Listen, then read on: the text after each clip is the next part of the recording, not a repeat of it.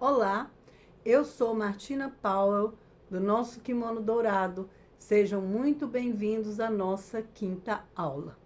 Nas últimas aulas, falamos sobre o Apocalipse silencioso, sobre a perda das referências, sobre a negação e sobre a dor que muitos cristãos experimentam ao ver mudanças profundas acontecendo dentro das próprias comunidades de fé.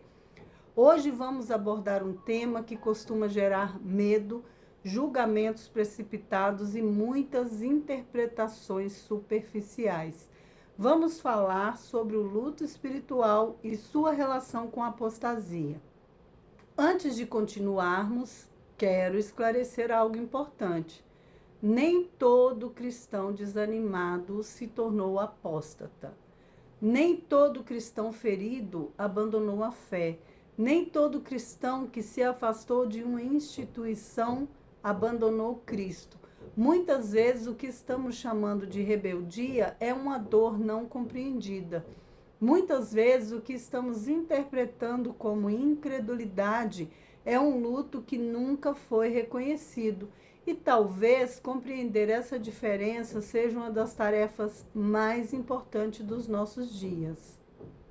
Ao longo da vida cristã, somos ensinados a confiar em Deus. Aprendemos que Ele é bom, que Ele é fiel, que Ele cuida dos seus filhos, e tudo isso é verdade. Mas existe uma realidade que nem sempre sabemos como lidar. Mesmo servindo a Deus, continuamos enfrentando perdas, continuamos enfrentando decepções, continuamos enfrentando momentos em que não entendemos aquilo que está acontecendo. É justamente nesse ponto que muitos cristãos entram em conflito, porque esperavam que a fé os protegesse de determinadas dores. E quando essas dores chegam, começam a surgir perguntas difíceis. Por que Deus permitiu isso? Por que aquela oração não foi respondida da maneira que eu esperava? Por que as pessoas fiéis sofrem? Por que líderes caem? Por que a injustiça parece prosperar? A Bíblia está cheia de homens e mulheres que fizeram perguntas semelhantes. A diferença é que eles não esconderam seus questionamentos. Eles os levaram diante de Deus. Poucos livros retratam tão bem esse conflito quanto Abacuque. Logo no início do livro, o profeta pergunta: Até quando, Senhor, clamarei eu e tu não me escutarás? Está em Abacuque 1:2. Abacuque não está falando como um incrédulo, está falando como alguém que crê, mas que está sofrendo porque não compreende aquilo que vê. Ele observa a violência, a corrupção, a injustiça e não consegue entender porque Deus parece silencioso. Quantos cristãos vivem exatamente essa experiência hoje? Eu já vivi. Continuam acreditando em Deus, mas não conseguem compreender o que está acontecendo ao redor.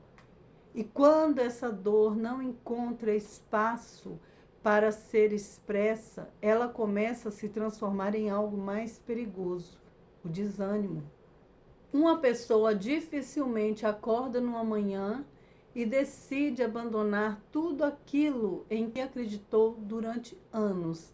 Na maioria das vezes, o processo é gradual. Primeiro surge uma decepção, depois surge uma ferida, depois um questionamento, depois um afastamento emocional, depois a sensação de cansaço. A oração perde intensidade, a leitura bíblica se torna rara, a comunhão deixa de ser prioridade, a esperança vai diminuindo. Muitas vezes a pessoa continua frequentando os cultos, continua ocupando cargos, continua participando das atividades, mas algo dentro dela já começou a se apagar. É por isso que o luto espiritual pode ser tão perigoso, porque ele frequentemente acontece em silêncio. Um dos exemplos mais impressionantes desse processo aparece na vida de Elias. após uma das maiores vitórias do seu ministério no Monte Carmelo, ele recebe ameaças de Jezabel e foge para o deserto.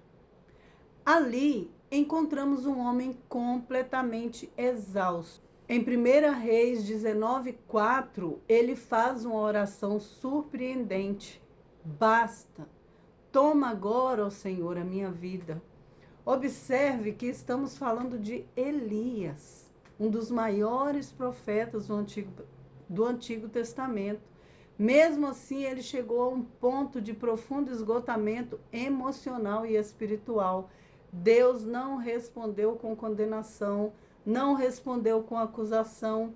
Primeiro, ofereceu descanso, depois alimento, depois direção. Essa passagem ensina algo muito precioso. Nem toda crise espiritual nasce de pecado. Algumas nascem de exaustão. Outras nascem de sofrimento prolongado. Outras nascem de perdas que não foram elaboradas. E as fases do luto também aparecem na vida espiritual. Quando observamos os processos de luto, percebemos que muitas pessoas passam por estágios semelhantes. Primeiro, tentam negar aquilo que está acontecendo. Depois sentem raiva. Em seguida, tentam negociar soluções. Posteriormente, enfrentam tristeza profunda, até que finalmente chegam à aceitação. Curiosamente, encontramos movimentos semelhantes em diversas narrativas bíblicas. Jó passou por momentos de perplexidade, questionamento, tristeza e rendição.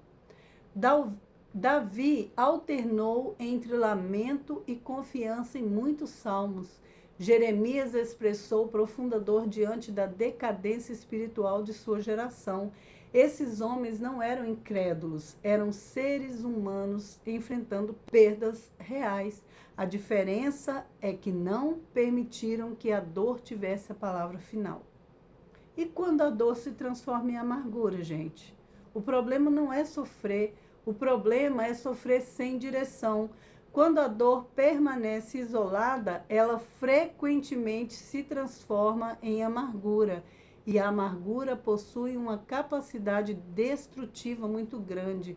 Ela altera a forma como interpretamos tudo. A pessoa deixa de confiar, deixa de esperar, deixa de acreditar que algo possa mudar. Começa a enxergar a realidade apenas através da lente das suas feridas. É nesse momento que alguns começam a se afastar, não apenas das instituições, mas também da esperança. E é justamente aqui que o risco da apostasia começa a aparecer. Mas o que é apostasia? A palavra apostasia costuma ser usada de forma muito simplificada. Muitas vezes ela é aplicada a qualquer pessoa que tenha dúvidas, questionamentos ou crises. Mas a Bíblia apresenta algo muito mais profundo. A apostasia não é simplesmente sentir dor, não é fazer perguntas difíceis, não é passar por um período de luta espiritual. A apostasia acontece quando a pessoa abandona deliberadamente a fé, quando decide romper com aquilo que antes conhecia como verdade. Por isso é importante fazer uma distinção. Um cristão em luta espiritual precisa de acolhimento, precisa de escuta, de cuidado, não de condenação. Existe um contraste interessante entre Pedro e Judas. Ambos falharam. Ambos viveram momentos dramáticos. Ambos sentiram culpa. Mas os caminhos que seguiram foram diferentes. Pedro tropeçou. Judas abandonou. Pedro chorou amargamente, mas continuou voltando para Cristo. Judas permitiu que o desespero o afastasse completamente. Essa diferença é importante, porque muitos cristãos sinceros atravessam períodos de fraqueza, mas continuam buscando a Deus, continuam lutando, orando, ainda que com dificuldade. Continuam desejando permanecer. Isso não é apostasia, isso é uma fé ferida tentando sobreviver. Mas e o que fazer quando a esperança enfraquece? Talvez essa seja a pergunta mais importante dessa aula.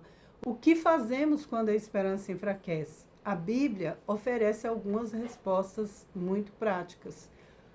Os salmos nos ensinam a lamentar. A oração nos ensina a derramar o coração diante de Deus.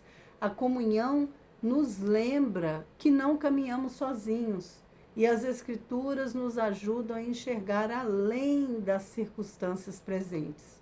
Em Romanos 15:14 está escrito: porque tudo o que dantes foi escrito para o nosso ensino, foi escrito para que pela paciência e consolação das Escrituras tenhamos esperança. Porque Deus não promete ausência de sofrimento. Ele oferece esperança para atravessá-lo. Talvez uma das maiores mentiras que um cristão possa acreditar seja a ideia de que sua dor o tornou menos amado por Deus. A Bíblia mostra exatamente o contrário. Jó sofreu, Jeremias sofreu, Davi sofreu, Paulo sofreu e o próprio Cristo sofreu. O sofrimento não é necessariamente evidência da ausência de Deus. Muitas vezes é justamente no sofrimento que aprendemos a depender dele de maneira mais profunda. Gostaria de encerrar essa aula com mais uma pergunta. Existe alguma dor espiritual que você vem carregando há anos sem nunca ter reconhecido? Talvez uma oração que não foi respondida como você esperava, talvez uma decepção, talvez uma perda, talvez uma injustiça, talvez uma crise de fé. Talvez esteja na hora de levar essa dor à presença de Deus com honestidade, não para permanecer nela, mas para impedir que ela se transforme em amargura. Porque a dor reconhecida pode ser tratada, a dor negada frequentemente continua crescendo em silêncio. Muito obrigada por ter caminhado comigo nessa quinta aula. Na próxima aula, vamos olhar para as fases do luto aplicadas aos últimos dias e à caminhada cristã. Vamos perceber como muitos dos conflitos espirituais que enfrentamos hoje podem ser compreendidos à luz dos processos de perdas descrito tanto pela experiência humana quanto pelas próprias Escrituras. Eu sou a Martina Powell, do nosso Kimono Dourado. Que Deus abençoe você e que mesmo nos dias em que a esperança pareça pequena, você encontre forças para permanecer firme naquele que continua sendo fiel. Até a próxima aula.